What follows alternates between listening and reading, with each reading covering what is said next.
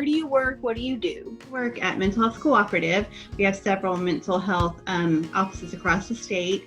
I work in the local one in Cleveland, Tennessee, and I do school-based therapy in McMinn County Schools, which is in Athens, is right above Cleveland. Our company, I come into several schools and I do your typical mental health therapy that we do in an outpatient office, except for in the schools, which is really helpful in a rural community where there's not a lot of options, or schools have to let students go for like half a day for appointments. So it's been really helpful for them. Have you seen any possible like signs of increase in like maybe like anxiety or depression just due to this constant self-isolation? Typical time frame. Yeah. So a lot of anxiety and depression, which tend to be the major themes, because I see children from 5 to about 14. And even as we get into high school, those are the main factors. Usually you're an adult before we get hard-hitting things that start popping up. Also a lot of trauma. So anything that can affect a person from conception on, I see a lot of that as well. So how, like as a team, can we like tell the difference between us being like moody or hormonal and then like, okay, I really have some mental illnesses, there's something kind of off or going on?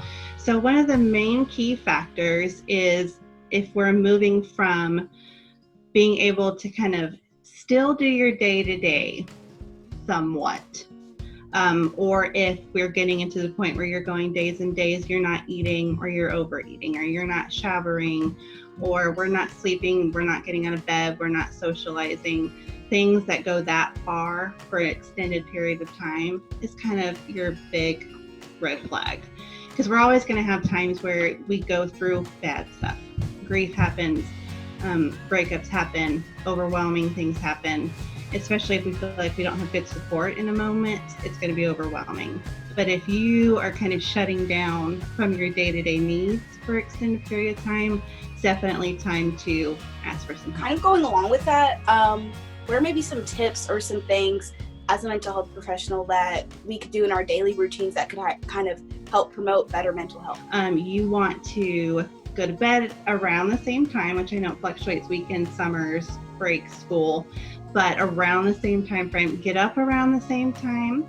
You want to make sure you're eating healthy meals several times a day. You're going to want to make sure you're socializing with someone or something. I know right now that's a huge factor.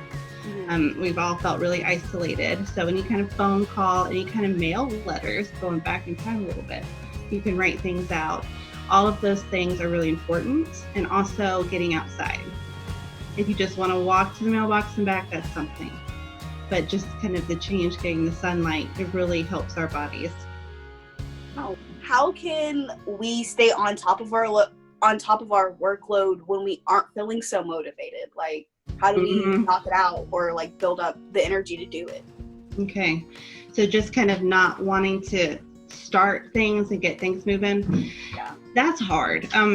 It's going to be more hard in different ways depending on what's going on. So if you have more anxiety, it's more of I just am too kind of afraid to get things moving, or I feel kind of stuck in my thoughts. And with depression, any kind of goal reaching, any kind of changes is super difficult. It's like moving through sludge. And so starting really, really small is usually what we have people do. So instead of writing out a huge routine for the whole day, we're going to pick one item. We're going to do that every day. Okay. Then we're going to add another item that you feel you can accomplish, and we're going to start from there and slowly work up to it. Because it goes back to that old saying, you see an elephant, you're told to eat it. No, but if we do it like one little bite at a time, we might be able to get there. For sure. What can parents do to be more aware about their teens? Kind of, because for us, we maybe can distinguish, but also it's kind of hard for us to communicate like what we need. So what would you say for parents, for them to be able to help? Just kind of being there and being able to walk into your teen's area and be like, I know you're not going to want to talk about this right now, but I can tell something's going on. I want you to know that I'm here for you. I don't care what it is. You can come to me. We're not going to talk about punishments. We're not going to talk about right and wrong right now. We're just going to talk about what you're going through and what you're feeling. And this is a safe space and it's an open space. Because a lot of times with any age, we don't want to go to somebody if we feel that there's going to be shame, if there's going to be judgment, or if we're going to get in trouble. And so being able to kind of remove that and having other options. Some of us are not good at going and talking. So can I write you a letter?